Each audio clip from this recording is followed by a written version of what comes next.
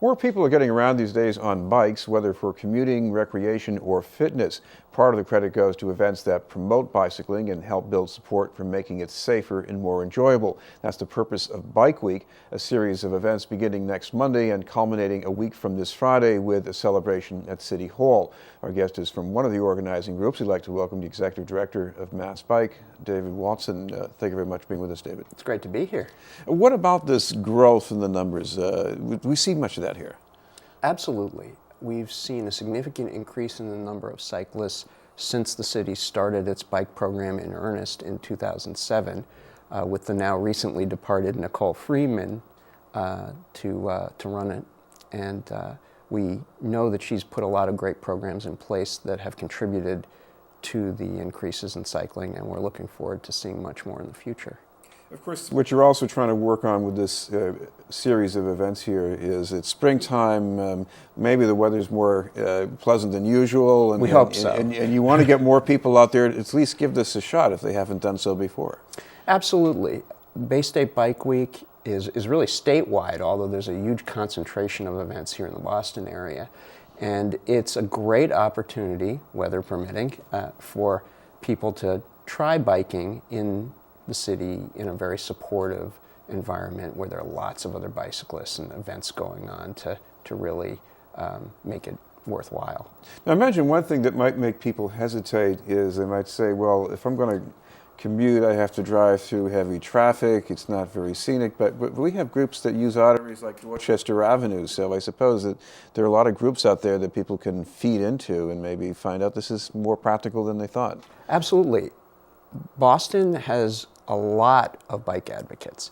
Not only my organization, but there's a citywide bike advocacy group called Boston Cyclists Union, which can help people out in the neighborhoods. And several of the neighborhoods, including Dorchester, for instance, have their own neighborhood bike advocacy groups of local people who can really help other local residents get into biking, whether it's for fitness or transportation or going to school, whatever. Explain some of the other changes that have gone on in the last 5 years during Nicole Friedman's working for the mayor in this, because this is also about bike infrastructure and I guess bike mentality. Well, very importantly, there is infrastructure for bicycling in the city of Boston now. There wasn't a whole lot, at least not on the roads, before she got started. We had the Esplanade, of course, and the Southwest Corridor bike path, and a few other bike paths. But as far as the roads were concerned, that was just chaos for bicyclists. You were just fighting for whatever scrap of space you could get from the cars. Today, things are a little bit different. The city has really focused on trying to balance the space between the different users, bikers, walkers, and motorists. And now we've got bike lanes of various kinds, sometimes very wide ones that give you a lot of separation from traffic. There's been some experimentation with cycle tracks, which give you much more actually total separation from traffic.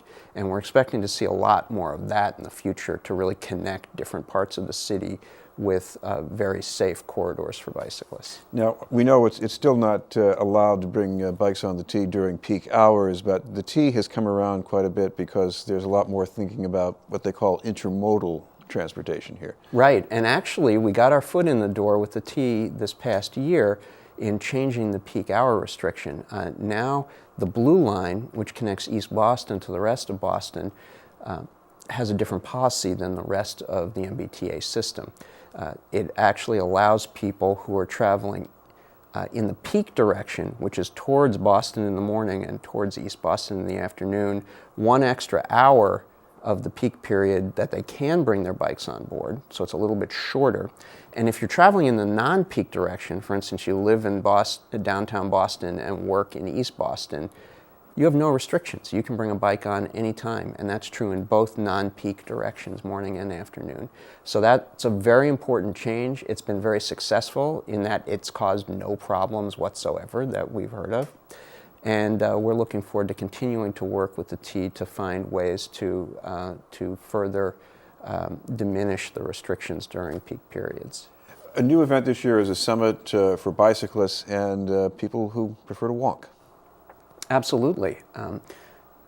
It's been done nationally. I've led our delegation to the National Bike Summit in Washington, D.C. for several years, and other states have statewide bike or bike walk summits. We decided to do it here in Massachusetts for the first time this year. So we partnered with Walk Boston, the pedestrian advocacy group, and on Thursday, May 17th, during Bay State Bike Week, we'll be bringing bikers and walkers to the State House to learn a little bit about what's going on to improve biking and walking in Massachusetts, and to let them meet with their legislators and help educate their legislators about biking and walking and the need to support it. And of course, I guess it's fair to say that these days when we're talking about transportation projects, we're not just talking about bike paths, we're talking about even the Longfellow Bridge. We're talking about making this work for people who walk and ride bikes. Absolutely.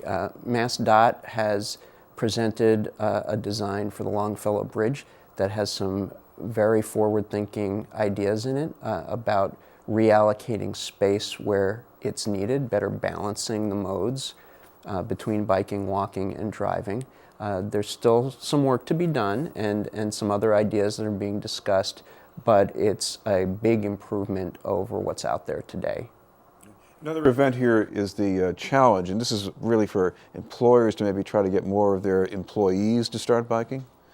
Yeah, there's the Mass Commute Challenge, which is being run by Mass Commute, one of our partners, and it lets you register either yourself or with a team for your workplace or your community, and record your mileage that you'll be riding during Bike Week. And there are prizes and incentives and a big party after Bike Week for everybody to celebrate all the miles they've ridden. And it's just one more way to support people to get out there and try biking as one of their transportation choices. Of course, the other thing around this is to build connections between people who ride the bikes, and with those connections, I guess you're better able to advocate, right? Well, the bicycling community is essential to our ability to advocate. They not only provide financial support for professional advocates like me and others in the area, but they provide political support without which we wouldn't make any progress. We should mention there are a couple of places where people get information about some of these events. Certainly from your website, there's some information. Right. My organization's website is massbike.org. And the website for Bay State Bike Week is baystatebikeweek.org.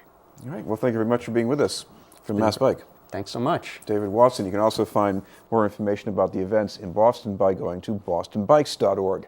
Up ahead, we'll have sports with Pat Flaherty.